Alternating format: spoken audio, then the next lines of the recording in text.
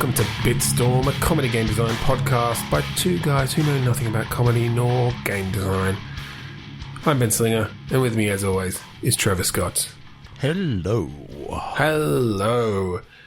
And so I thought this week, we'd take a little break, as we've done a little bit recently, from our usual game designing. Yeah. And just do some sort of reviews, some discussion about some of the games we've been playing lately instead. Yeah. And so, we tend to try to find some of the more obscure indie kind of titles. We're often into, finding new up-and-coming games. Some of these might be in early access. But we'll just go back and forth with some of the games we've been playing lately and have a bit of a discussion. These are games we've both played in preparation for this. So yeah. What did you want to talk about first? So this game is something in I know I don't think there's really a name for this at the moment. So I'm just going to come up with it now. It's a Metro. It's a modern retro game. Oh, yeah, okay. Yes. I think I know which one you're talking about. Yeah, Depressing Underwear 64. It looks like it was produced on the 64, but it came out literally last week. Yeah, sort of almost like a demake, but not quite. It's where, they're intentionally going for that style. The really, really, really blocky polygon type. Yeah, but I do like that they're using some of the more modern sort of post-processing and stuff then to not in ways that add to it, but are things that you couldn't really have done back then. Yeah, like one of the things that I really like about it is that they do use, the anti-aliasing and all those sort of things. So even though when you look at it, it's like, yeah, I can see the jagged edges of the polygons, it still looks really smooth.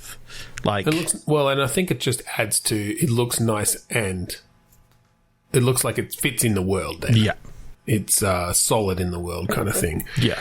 Not pasted on as it can sometimes look when you get those edges that are, not quite so sharp that they could cut through a background.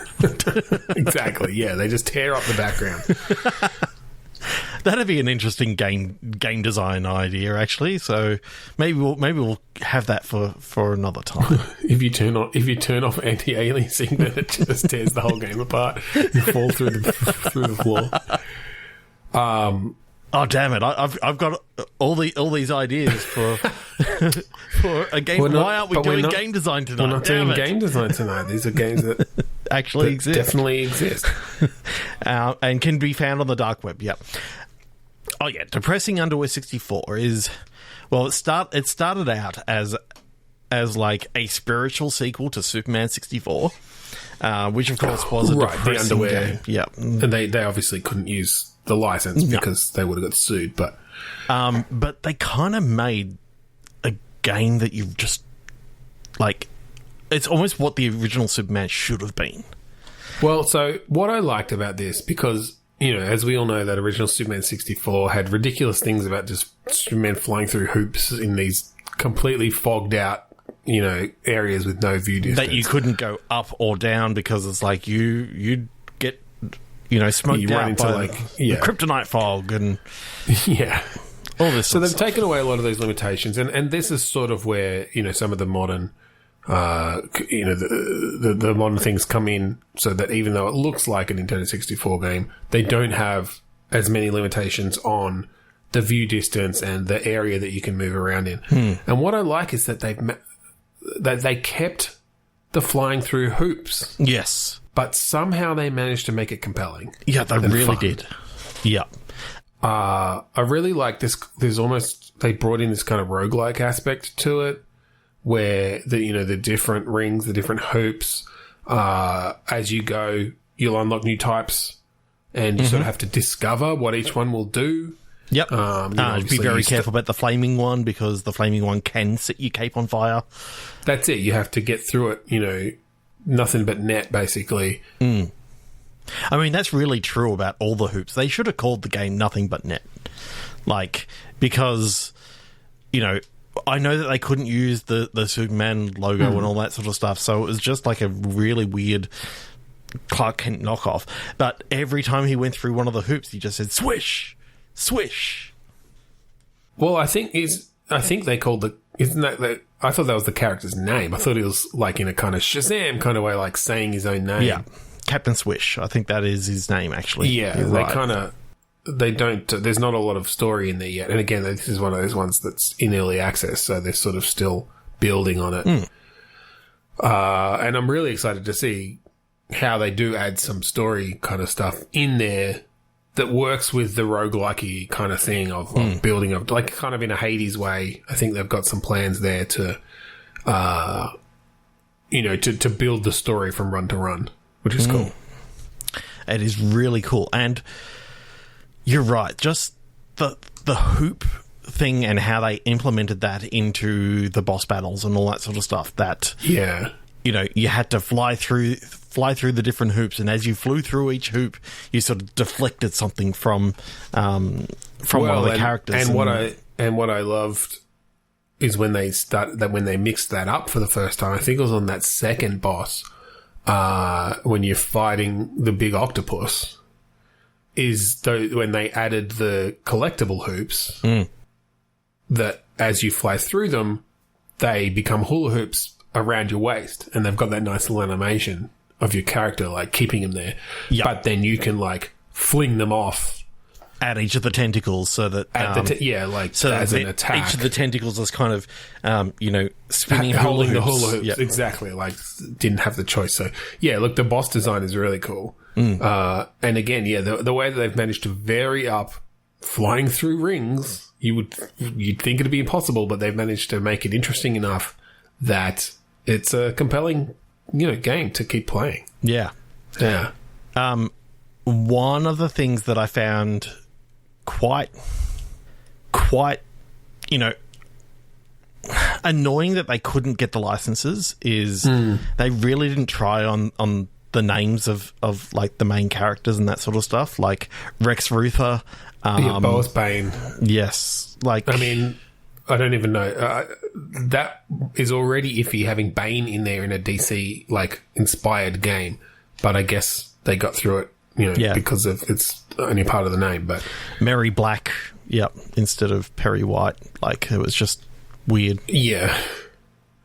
But it was kind of cool that they did get J. Jonah Jameson to play Mary. Like, it kind of fit. He kind of played him almost like a. Do you mean they got? Shit. Sorry. What's his name?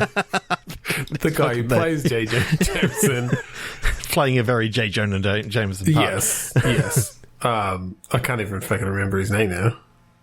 I've lost it. All I've got in my head is fucking Cave Johnson from Portal. Well, I literally also played the desk simulator thing, the Aperture Desk game. Which kind of starts eerily similar to another game I played recently, or I somewhat developed. I was going to say that. I was going to tell you that off air, actually. I was going to bring that up because it started and I was like, is this our fucking Game Jam game? Like, it starts just like the game we developed in the Game Jam game. Just less dark. And it very quickly goes elsewhere, obviously. But yeah, if you haven't played, what is it, Aperture Desk Simulator, then, give it a go. J.K. Simmons. J.K. Simmons. See, it's J. So yes, they did get J.K. Simmons in there as sort of the newspaper boss, which is amusing. Because he was really playing a J. Jonah Jameson sort of part. Yeah, well, they a much more hard-assed editor than Perry White is in the Superman comics, or in the Superman movies as well, I guess. Has he shown up in the movies? I mean, he has in the early one, like the Christopher Reeves ones, but anyway. Yeah. I don't know how they got that. I guess he's just willing to do anything.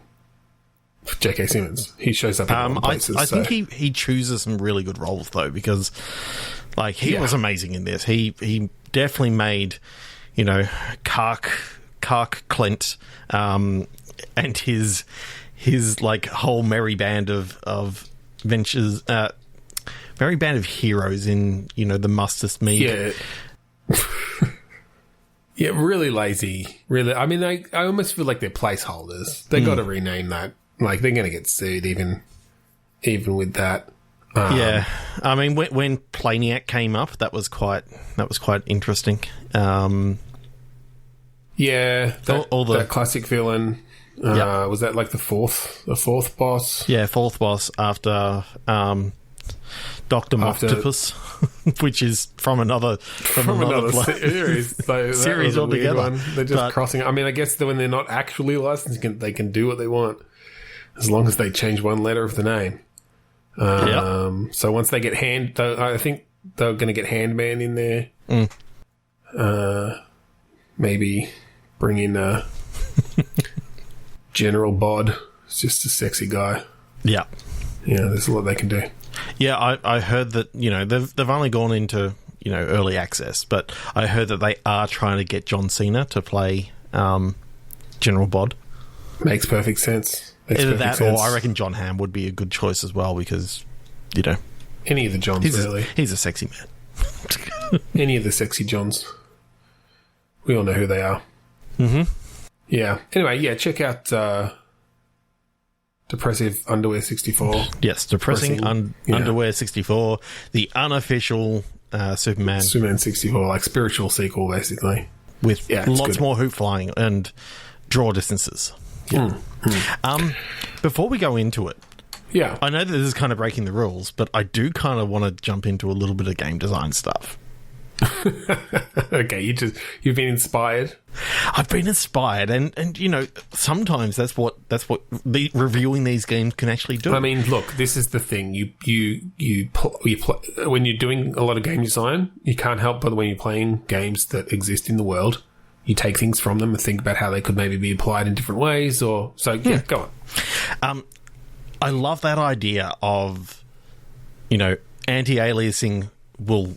Like, if you turn it off, things become so sharp. So sharp. But the idea being that you find something for all the different sliders and that sort of stuff. And, you can turn reflections on and then you can see into like a mirror universe. Or if you turn them off, then, maybe there's something in the mirror essentially that is... Your graphics panel is your a big superpower. Gameplay mechanic. Yeah. So you turn off VSync and suddenly you can be in two places at once for a brief second. Half of your body is in one place and half of your body is in another, running behind. Yeah.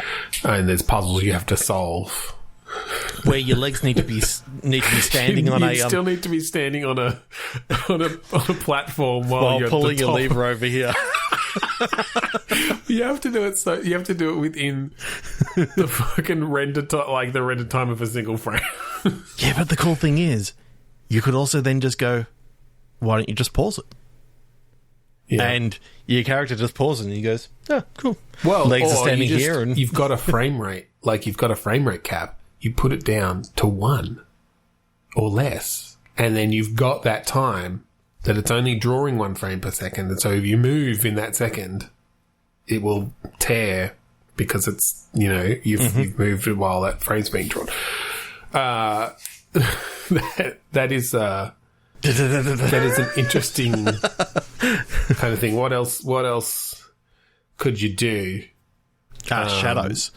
You turn up and down the shadow quality. Yeah, because of course there's a big Shadow Realm thing, and if you turn it up past high and to realistic, you see like stuff that you really shouldn't. Like there's shadow beasts out there, like it's really scary. Right, when you turn it down they just become weird blobs that can't do anything to you, but you turn it up and then they're creatures. Yeah. Okay. But sometimes you've got to actually talk to the people in the Shadow Realm, because if you don't talk to them. Because if you don't talk to them, then you can't get past the mirror monsters, because they help you take on the mirror monsters, and that's where all the reflections come in. Right. I like the idea of being able to use the graphics panel as... I like the idea that the graphics panel is still like 3 clicks into the menu. It's like press start, press options, press graphics, press advanced. Just to turn the fucking anti-aliasing on and off every time you need to do that. No, that would just be annoying. No, but then your character goes, oh, let's see that you're doing that. It's like, I could do that for you.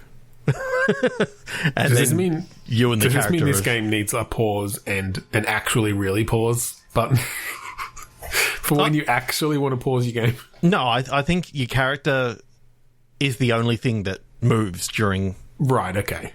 Yeah. During a pause thing. So he goes, don't worry, everything else is paused, just everything's not me. frozen. Yeah. The first time you do it, he looks at you and goes, what the hell are you doing? He can only see you when the game's paused. And the main protagonist of the game is played by J.K. Simmons. Yeah. I mean, we'll just put him in all the games. He's a virtuoso of the art. Mm. Even though most of his characters sound pretty much the same. At least in games, generally, he's doing the same sort of shtick. Yeah, but it's good shtick, so... It's good shtick. Oh, if you've got nothing else to put on this, then... Yeah, I wanted to talk about Underwater Kitchen Battle. Very, very cool game. Yeah, I like this one. Look, just sort of mixing... The fact that they kind of mixed up a version of, like, Overcooked and... what's the swimming game where you build stuff? Subnautica. Subnautica, yeah.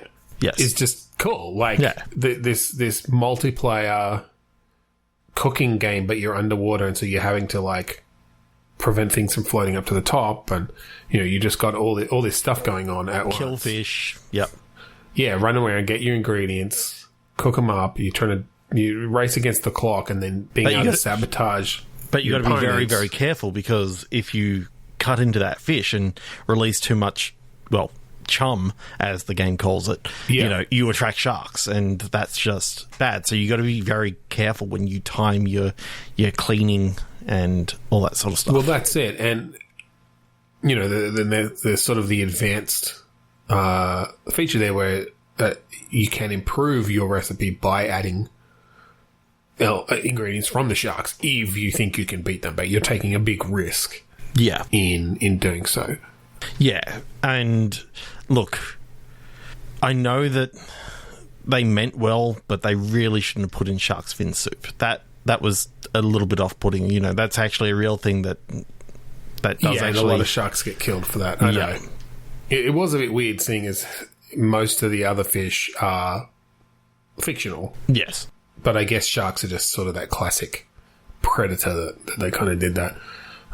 Yeah. But so you and I played this online. Cooperatively at first. Yeah, so we were on one team and cooperatively at first. Sorry. Well, so this is the thing. So it's a 2x2. It's a 2v2 with the different kitchens battling each other essentially, and they're really, I like the design. They're very retro 50s style kitchen, but buoyant with the buoyancy in the water, kind of attached to the bottom with these big chains, kind of just keeping them floating there, which was kind of cool. But it really showed that, I mean, for us it worked well because we were playing cooperatively and we were there on Discord and could communicate, but you really needed to be able to communicate in this game, because it's easy to just be chasing the fish that you need and head right off into the ocean and be in danger, or just even get lost and not really be able to find your way back. Yeah. I remember one of the other teams got lost in the seaweed forest. Like, it felt like half an hour.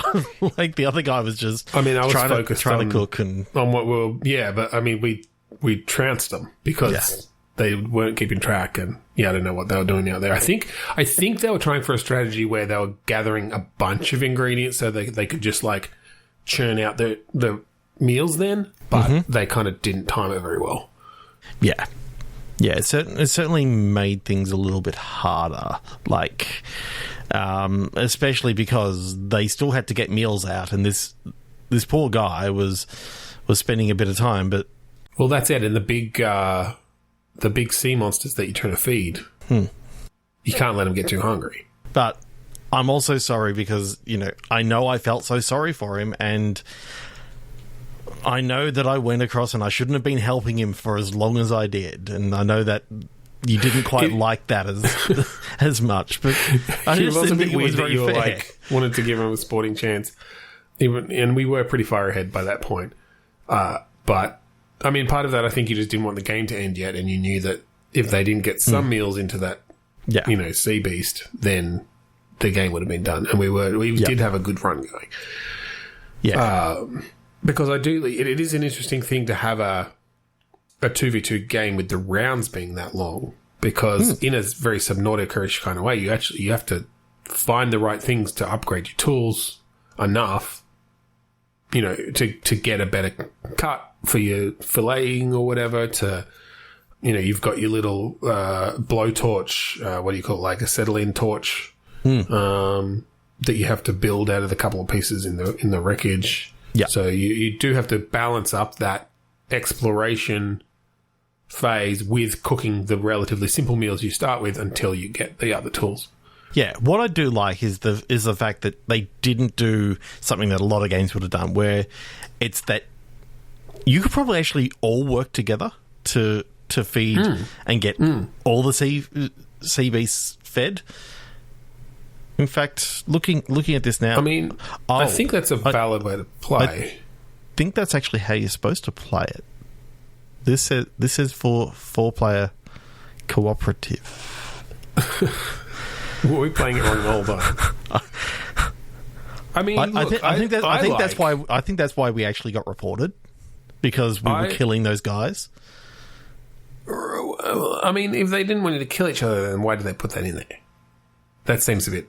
Yeah. I think it's open to interpretation, which is something that I like about the game, is that, you could play it cooperatively, and maybe that's even how they intended it. But it is called Kitchen Battle. Yeah. So maybe we're just making an assumption based off that. Yeah. But I mean, if they really didn't want you to use the cleaver to take, the other chef's hands off, then why would they allow you to do it? No, but then why did they code in the ability to lodge it in their skull? Exactly. Because, that wasn't necessary. Yeah. And it's tough to pull it out again.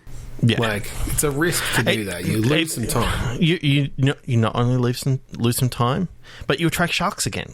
Because that lets all the blood out. Exactly. So we did need to use that cleaver again, though. If you've played Underwater Kitchen Battle and we're playing it wrong, like we might have just realised on air, then let us know. But I don't know. I'm going to keep playing it the way that's competitive 2v2, because I like it. Yeah. Of course, the biggest release last week. Everyone's been looking forward to this massive open world game, and all the review scores have been. You all know what we're talking about. Masters of Spelling Dystopia. Yeah. Yeah, from a very big company. They've put out a number in the series before of the Masters of Spelling games, and this one, I mean, it's a masterpiece. Masters of Spelling, Dystopia. Yeah. It's amazing. To think that all these games are sort of all within this one timeline, right? Yeah. And... they incorporate spelling. They incorporate, this dystopic world of, obviously in the spelling wars that happened in the last game. Well, that's it. Yeah, this is post spelling wars now. Which everyone said that after the previous trilogy that there was no way they were going to make it forward. That they could come back from that. I mean, that's it, because the whole trilogy started with this, what was a utopia at the time, and the fact that spelling played such a huge part in day-to-day society, to the point that words, correctly spelled words, were currency. But not only currency, but they were a weapon. Well, yeah. Well, I mean, they are so many things, but as long as you use the right words, I remember the most overpowered word probably in the first game was diarrhea, because no one knew how to spell it. And if you spelled that properly... I always went with focaccia. That one worked. That one played well for me. Because it is a tricky one, because you're never quite sure where it's a double C, single, Yeah. But, I went far with focaccia. But the fact that you could, go out there into the world and find all your letters and put them together and build them like almost like a blacksmith, sort of beating a sword together from just different bits of metal.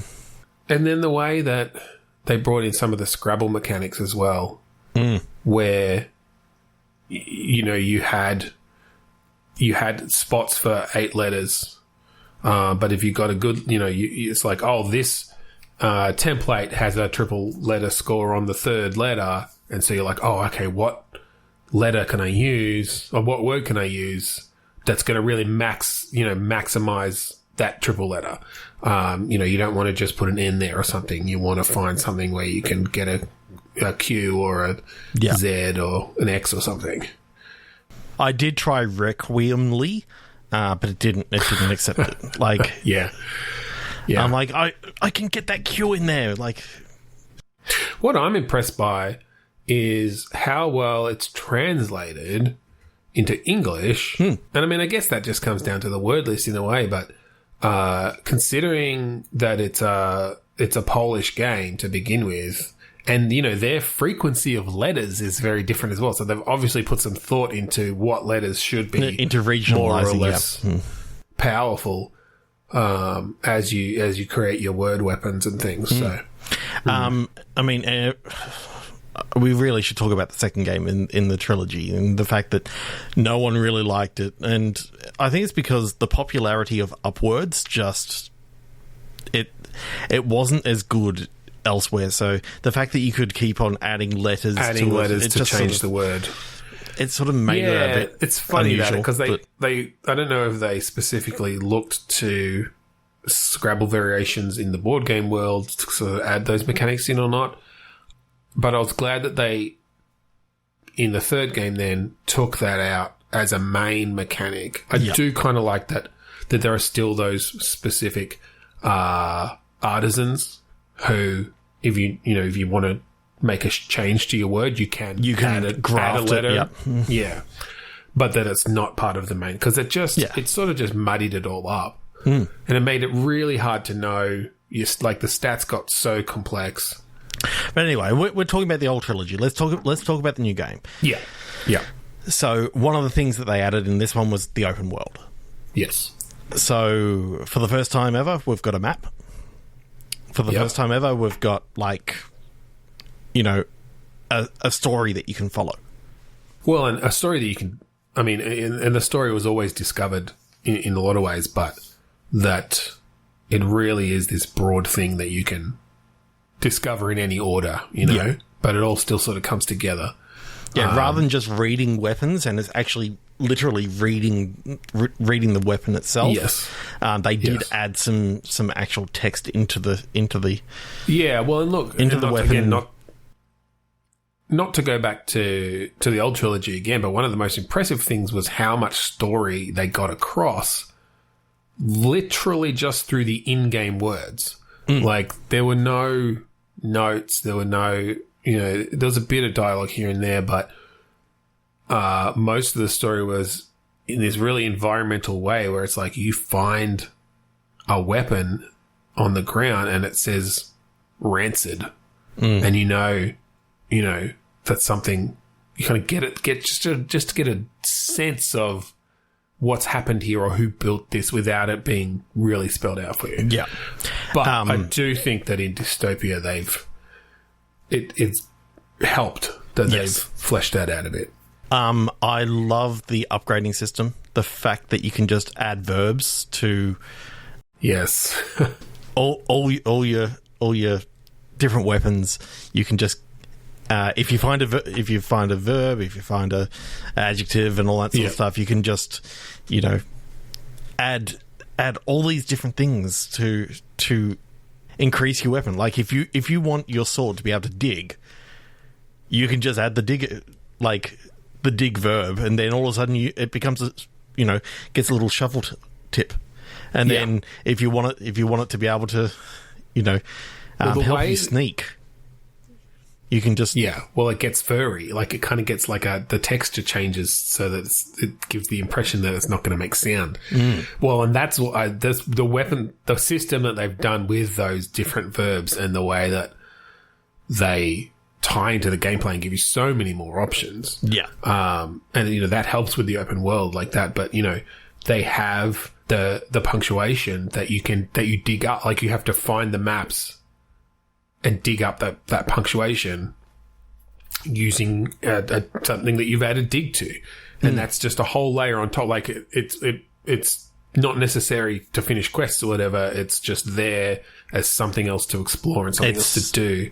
It's emergent storytelling. Like you found dig like at the very start, and then it was like, all I've got is swords. What if I add dig to a sword? And it's like, oh my god, this can go anywhere. And then, then the way that I love the way that they introduce that. Then because because they kind of guide you to that first punctuation mark, and it's an exclamation mark, and the fact that you can then add that to a verb and it becomes more powerful. Like you can throw it on dig and now it digs larger holes or twice, and twice as fast. Or you can, or you can just throw it on your word, on your noun. Yep. Whatever you've made your weapon out of, and it adds, power to it. I just love that they've done that. Have you found the question mark yet? No, I was about to do it just before we started tonight. It's interesting because if you put it on your sword, it means that sometimes you just won't hit, like it'll just pass right through them. Cool, but it does triple damage when you do hit. So it's sort of it's a 50-50 sort of, are you going to hit or not? But you get triple damage, so you a good bonus when you do. You end up I haven't tried. I wonder what happens if you add the exclamation mark as well. So you get like a shebang, an interrobang or a shebang. It might just It may actually break it.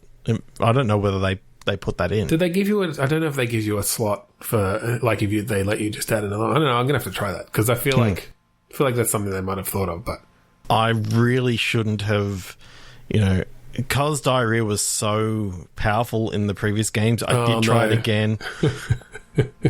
But I forgot I had slimy as my adjective. As your adjective. And it just, I had to close my eyes and sort of click away. Well, again, I'm just impressed by I threw that weapon straight off the cliff.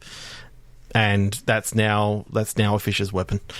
I'm just impressed by how many of the nouns, again for not being in the English game, that you actually get those effects from. Because obviously it's a huge word list, and a lot of it's just based on frequency of letters used and how long the word is and that sort of thing. But yeah, there are those key, a surprising number of key nouns and adjectives and things that actually have a visible effect on your weapon or on your tool. Like focaccia doesn't do anything, but breadcrumbs does a lot. That's it. If you use, and that's a tough one because it's a long word, but if you find breadcrumbs, then you get a thing on your map where it's where you've gone. But it's just a big baguette as well. Like it's an amazing weapon. Like it's a blunt weapon, but geez, you can beat shit out of people. I do love the humor they add into these games. It takes itself so seriously in game, but it's so obvious that they just have so much fun with just putting weird, wacky stuff in there. I found it kind of weird. I don't know whether you travelled into the dark forest. There are a couple of Easter eggs. Like I saw at one stage, in fact, where I got the breadcrumbs was two skeletons, two young children. They had H&G written on them, and I picked it up and it became a baguette, and that was really cool. Yeah. And then I met this nice old lady. I was going to say, did you find? Yeah, was there a candy house or whatever? Chocolate house? Well, it was a house with lots of Halloween decorations, and when I went up there. one of the options was trick or treat, and I got a whole heap of candy. So, like you could pick up the word trick or the word treat. And, yeah.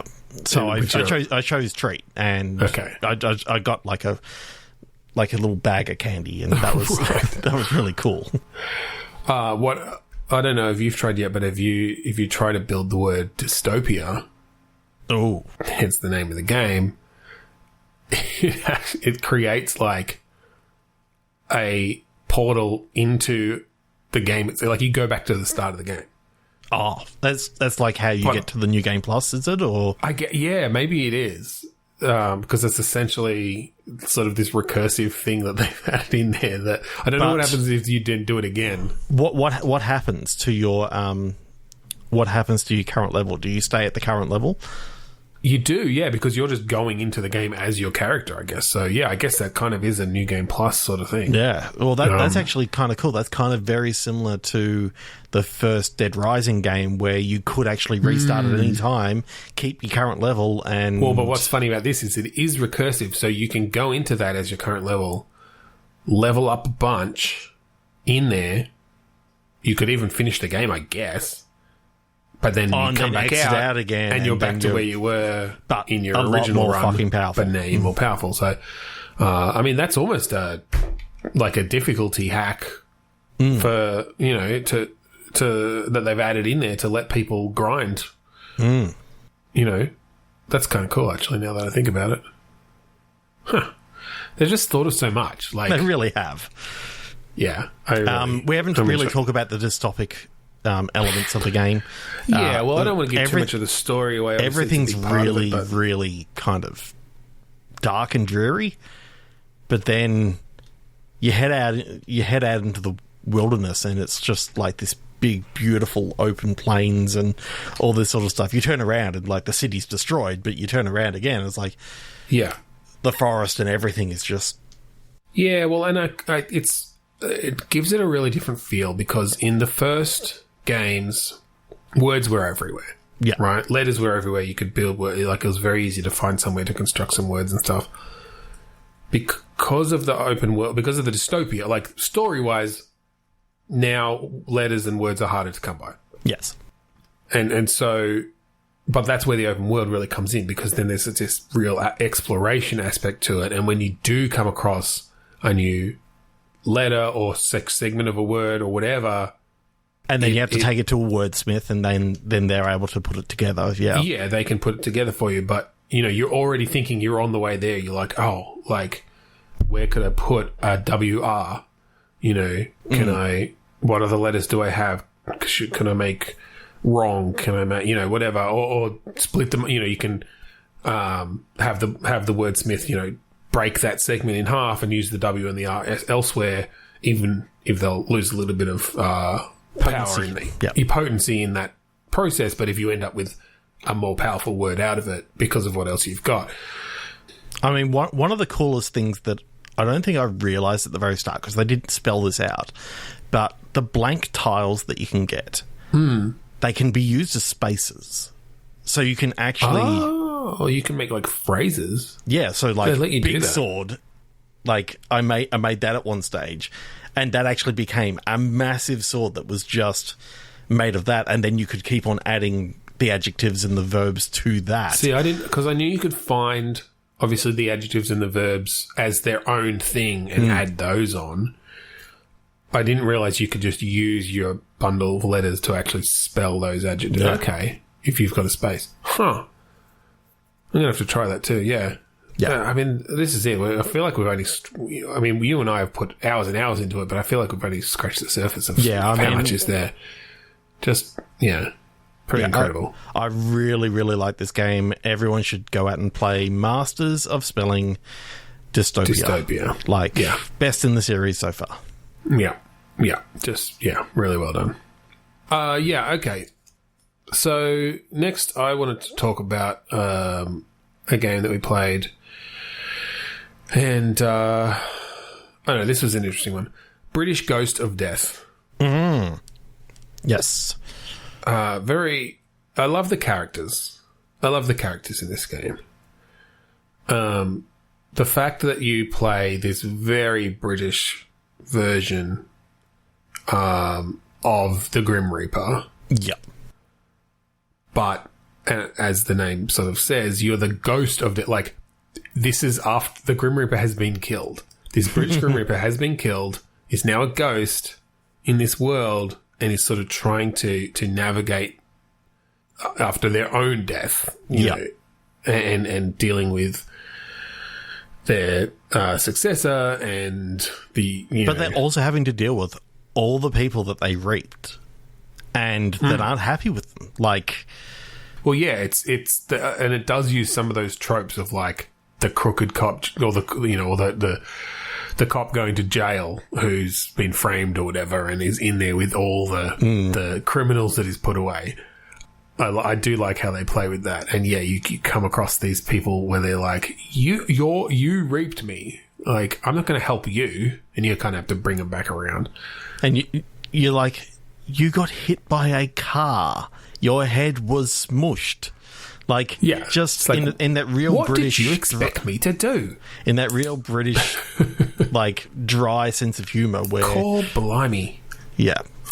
I can't do an accent, but the voice acting in the game is quite good. Yes. I mean, they did get a lot of British talent in to do this, and for some reason, J.K. Simmons, like, he pulled a good turn as the...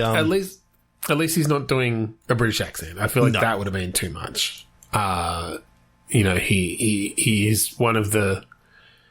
He's one of the fucking souls that you reaped on a holiday overseas. Sorry, on his holiday when he was overseas. Not you were. You weren't on holiday. You go wherever the... You go where the deaths are. Yeah, where you the go deaths where are. people have been mortally damaged. Yeah, But I liked how they...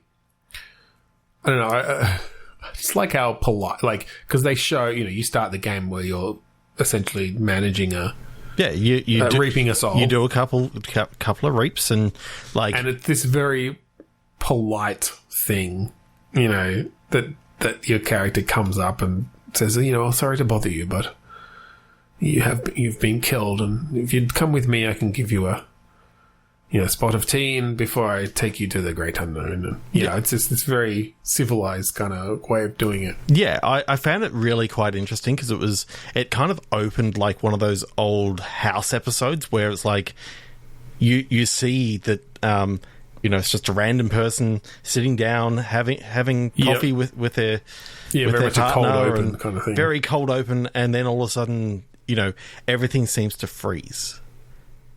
Yeah, as you kind of see like a ghostly version of the person reach towards their heart and start to fall backwards. But the person's just sitting there, and very slowly they fall backwards, and the Reaper reaches out and, holds out their hand and invites them into the great unknown. Like, beautiful open. Beautiful open. Beautifully 2D animated segments in the, like, cutscenes. Basically right out of an animated show.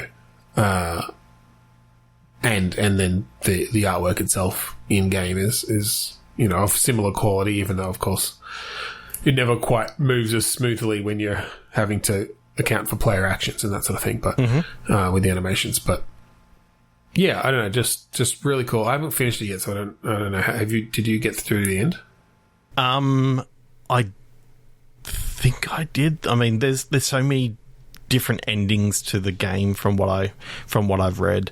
Oh, so yeah. Therefore, I think I got like not the best ending, but like the middle ending where it's sort of like he's accepted that he's dead, and that like he's got his best friend Murray, and Murray's just talks his ear off the whole time.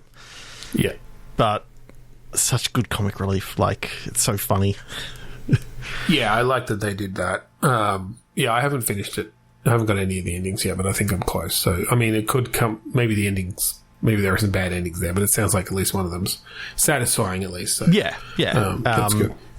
He basically... Like, you don't mind if I spoil just this ending? Spoiler if you haven't played it. Yeah, if you haven't played it. So he gets a condo, Okay.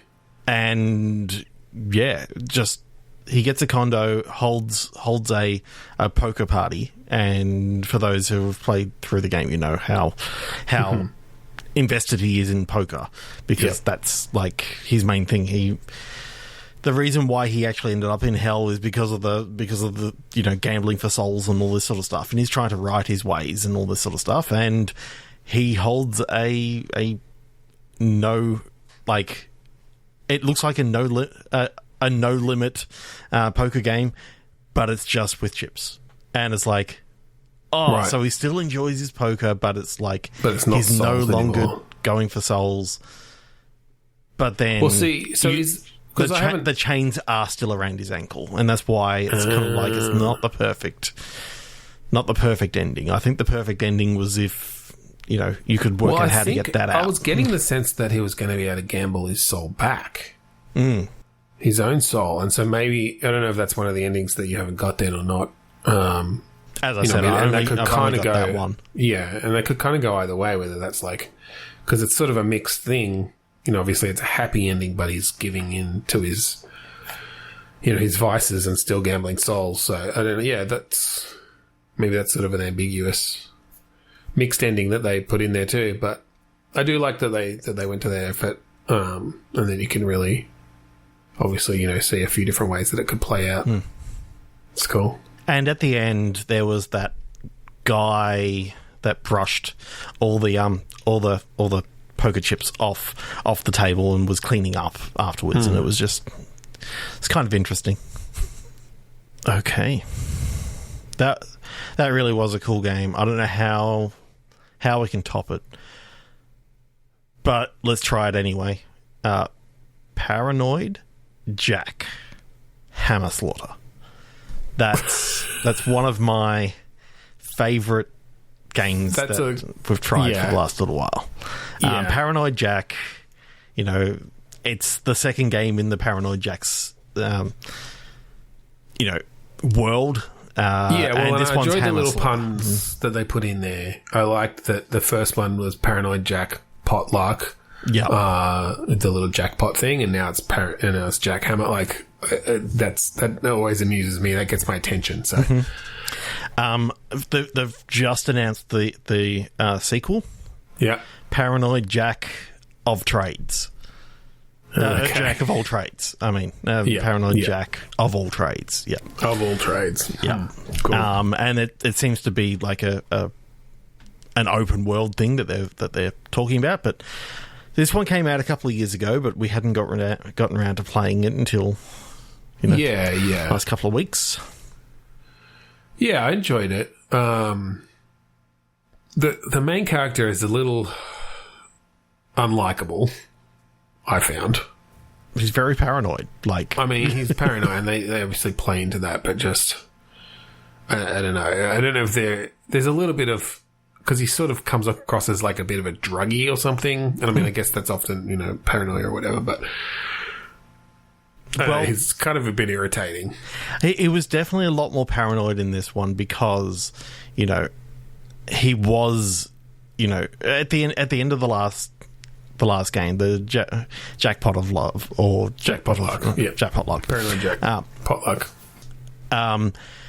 He did end up, sort of getting into sorts at the end of that game where his paranoia was actually shown to the world and justified. Oh yeah.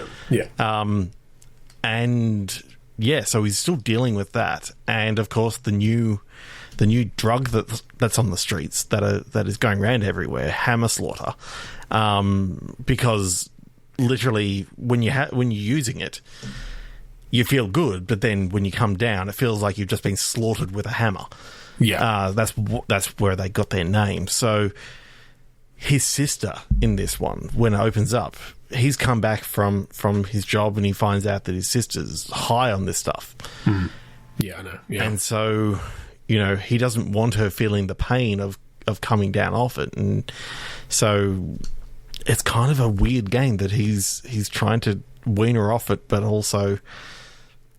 Well, and I just found, because, obviously in Potluck, the first one, you know, they really went heavy on the platforming mechanics and a lot of collecting coins and, you know, that sort of thing, which tied into the theme of sort of the potluck, the potluck and the gambling and stuff. This one had a little bit more adventure gamey sort of sense to it. You know, it still had some platform elements, but it definitely. It was a real mixed bag because then they did bring in sort of the dialogue-y stuff with the adventure things, but then with it all being set sort of with that top-down camera, like a, you know, a bit of a 3D beat-em-up kind of thing, or like a Diablo view almost, I guess you'd call it. And that you just end up fighting off all these enemies. Hordes of drugged up. Yeah. I mean, obviously the vilification, I guess, of drug users was a little bit off in the first place, but it did really feel like it was jumping from these sort of story bits of like, oh, you're trying to save your sister who's on this drug, but then just like killing all these people who are also on the drug. It was sort of that, ludonarrative dissonance, I think is the word, you know, that you get in like the Grand Theft Auto games and stuff where it's the gameplay didn't really jive with the story. Yeah. Especially, but it was fun. It was definitely fun. And then the fact that you could actually play co-op, it was one of these things where... I mean, that's kind of why we even jumped on it. Yeah. In the first place, because we were looking for more co-op games. So. Yeah, especially after we finished that game, you know, It Takes Three, which was so weird because it was just a co-op game, like, and you had that weird AI player with you. Yeah, they really should have just like done it gotten rid of the AI and made it 2 players. But anyway.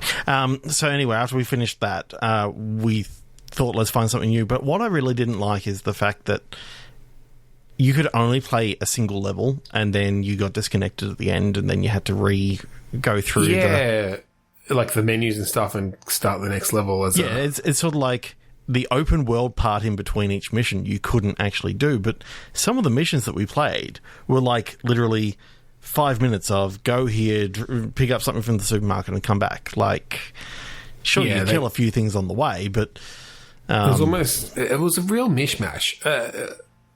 They sort of, it felt directionless in a lot of ways. And I mean, I know the first one wasn't that popular either, and often sequels can, you know, they try to add too much stuff, and I think that's what it felt like. They were like, oh, we should add co-op, but also we should add open world, but also we should add, you know, change the gameplay style and have, you know, beat 'em up horde mechanics sort of stuff. And then they really didn't mesh them together very well. So that you do end up with, you can do this mission in co-op, but they'd obviously started building the open world stuff in a way that didn't work with the co-op or something, you know. And then had to make it all work together. So, but I'd probably give this game a 6 out of 10. Like, I know that we don't usually do things, but it was sort of like, I knew what they were aiming for, but I'm not sure whether I'll stick with it. Like, yeah, look, it was a bit of fun for some co-op. Yeah, I mean, Paranoid Jack of all trades, if they are going fully open world and if they do the co-op right, could actually be really kind of cool. I hope that they learn from this one, basically. Yeah, and then kind of manage to really tie everything in the next one. Yeah. Oh, you know, we'll give it a try. We'll give it a go for sure. Yeah. Do you want to do your last one and then let's call it a night? One more. And so this is the mobile game that we've been playing, actually. Mech With Friends. Yes. Mech With Friends. This is a nice little game to just, fill some time, as, you know, that's what mobile games are good for. But, you know, putting a turn-based combat game on your phone like this that you play with other people and, like, throw turns back and forth. Mm-hmm. I don't know why people haven't done this sooner. Like, the phone is the perfect thing for that, where you can have a bunch of games going with different friends at the same time. It's like, I've got a little bit of time. I'm going to do my turn on this game, do my turn on that game, do my turn on that game. You know, you obviously get a notification. get a notification and when the other person's done their turn. And I haven't been to the toilet for a while, so you go to the toilet, you punch in a couple of your moves, and then you come back, and then you get another message, and you go, I forgot to go to the toilet again. It's the endless coffee, toilet, Mech With Friends cycle. Yes. It's actually why I had to turn off my phone during the week so that I can be... Well, there were a few times where I'd send you a turn and, within a couple of minutes get another turn back, and it's definitely easy to just get into a very... just have a full gaming session when you really only meant to do, one turn in the middle of your day while you're taking a breather. But that's kind of that's what I would love to. That's what I like about it, is that it's so flexible like that. And the fact that the mechs were so customizable, but it never felt like over the top. Yeah. It all felt it all fed in with the aesthetic of. I mean, you did have to unlock some of these customizations. You did have to watch a fair few ads and play a few match 3 games. But I like the way that they've balanced that. You can only use as many of your you've got that point limit that you each based on where you're at. For that match, you can only use a certain amount of points. Yeah. So it does. You can't play against 20 randos and then I come to a match with you and I've unlocked a bunch of stuff. I'm still limited in the power of what my mech can be, but I can be strategic about, am I going to, use the lasers so I can bounce around certain corners, or am I going to just use the more higher damage, missiles and different things. So, yeah. And I do like the fact that, they did put some of those match 3 sort of almost, those story games that are going honestly, on in the single player campaign. It's not a mobile game without some match 3. Really. It's certainly one of these things of, Merge Mansion or one of those sort of things where, it's got a full story going on, but that's just the single player stuff. And I think, that's it. I think I like the way that they tie that in, though, that, again, to unlock more things, you can go through some of the story, do the match 3 stuff, and it's themed, so you're still doing mech stuff. They basically kind of treat it as these VR missions and stuff, but the gameplay is completely different. It's match 3, but it still works thematically. And then that gives, for people who do want to just sit down with the game, you can still do that and have fun with it. Even if honestly, you could never play a multiplayer match against anyone. Yeah, I love the fact that they managed to mesh the two things so seamlessly. It feels like they took 2 different games and just mashed them together just because they could. They kind of merged them because that's the whole thing. They did. Lucky it is only 2 games, because if it was 3 games and they put them together, it'd disappear. And the game wouldn't exist. Just a little match 3 humor for you there. But no, I'm enjoying that, and I think that's definitely one that'll stay on my phone for a little while. Mm-hmm. And they keep adding new content, which is really nice. New stuff, so... Oh, look, I think we've got enough time to actually do the other thing that we were talking about, where we just quickly go over a couple of games that I've been playing, that you've been playing. Bit of a lightning round. Yeah, the ones that we didn't play together. Yeah. Right. Raging Porn Blaster. Trevor. It's got you play some trashy games sometimes. It's got nothing to do with porn. It's just I think they want it to be edgy, and it's kind of like an upgraded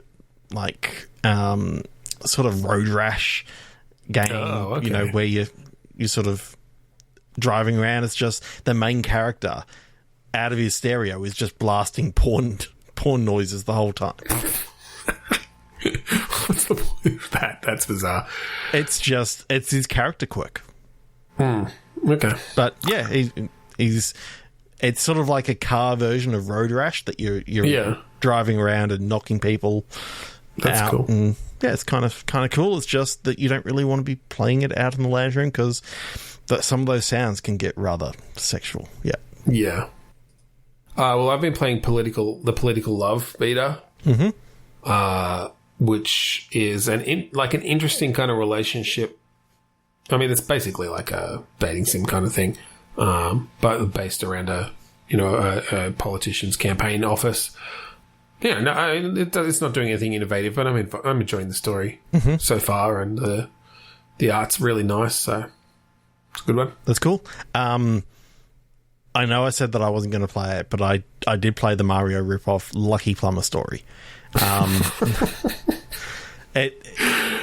got too much time on your hands, man. It does have some things, but sometimes I like playing a mobile game, and the fact that they were able to get a very Mario-esque game. Look, that's fair. There aren't a lot of good platformers on mobile. I feel like that's a real missing thing. And this did have a pretty cool story about this lucky plumber who ended up in a fungi kingdom. Yep. Yeah. Yeah.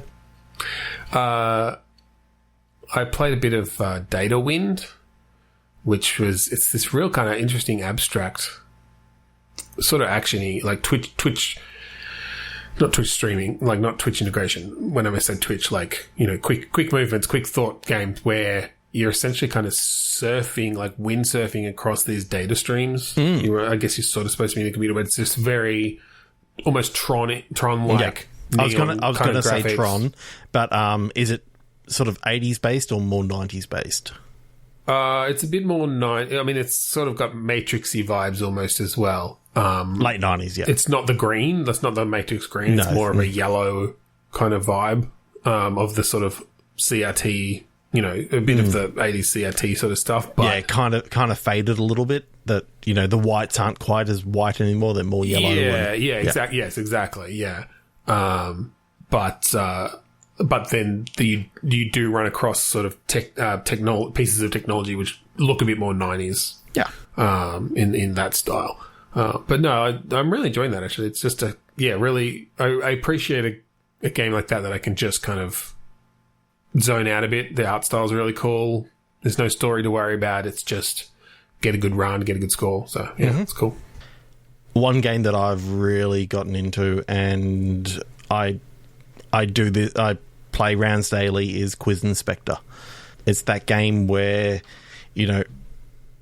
they send out different quizzes to you, and you've just got to inspect them, make sure, find the spelling errors and all that sort of stuff, and you sort of get your character gets paid based on how many errors you sort of find in it, and if you find a question that literally cannot be answered because they didn't give the right multiple choice, then you can sort of find the answer and actually paste it onto the bottom. And it almost feels like they're making like that.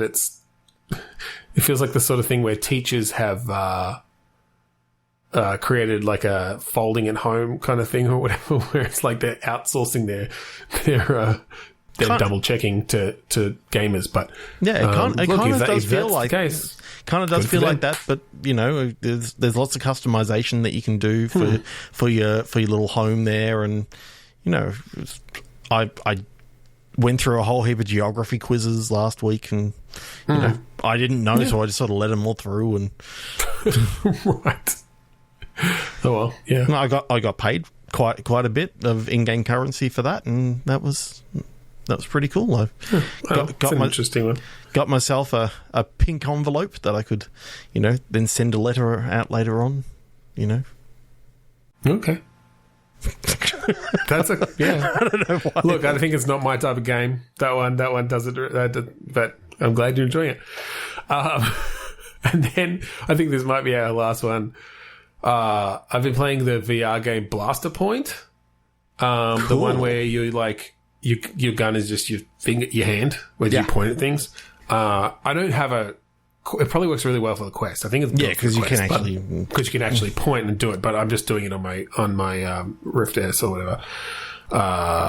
But it still works. Like, obviously, it's still in game. The comedy of it is still there, even if you're not making the actual finger movements. No, it's just. Well, you kind of are. Like you kind of are anyway, I guess, but not quite the you're not physically pointing necessarily, even though you're aiming the things. But it's really fun. It's just very funny, actually. Kind of in a bit of a like goat simulator way, where but not quite as wacky. I don't know. It's you get different effects when you shoot and point at different things, and you know, and especially when you start like double finger gunning people and stuff. You never quite know what's going to happen. Sometimes it's just like literally you do a finger gun and they do a finger gun back, and then sometimes you shoot them and they die. Like, it's, you know, they really play up that your hands are lethal weapons. So and you really shouldn't just be going into a room going like doing finger guns at people. It's like that hand's loaded. Sounds great. But that's a pretty cool one. Yeah. Cool. I haven't played any VR for a while, so yeah.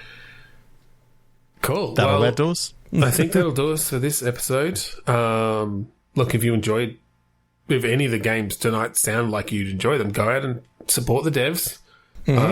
Pick them up and let us know what you thought. Unfortunately, most of them are not on Steam. You know, just have a look on the deep web, have a bit of a look around. Like you'll find them. Yeah, they'll come up. You definitely need to use some of the more difficult to find search engines. Yeah. You know, just don't use the Pirate Bay, because that's got a really bad torrent of Masters of Spelling Dystopia.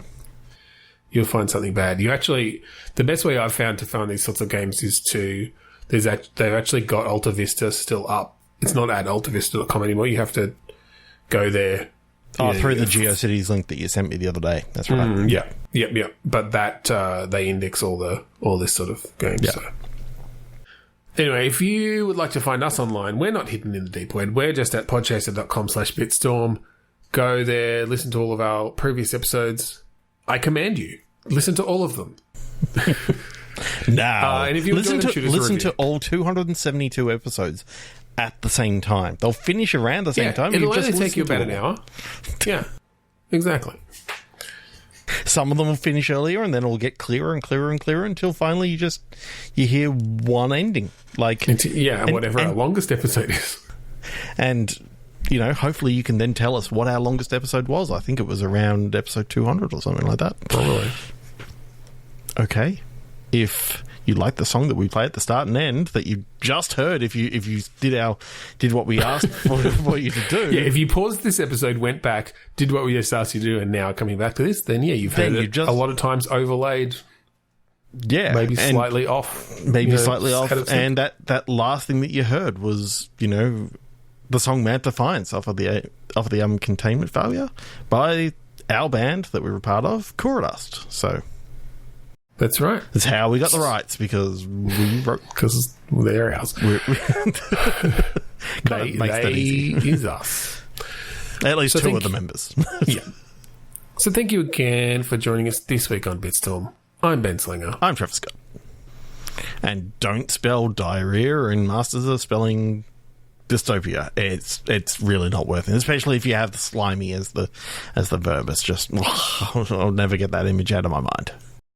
This is not good. Trevor's hint of the week. Yeah.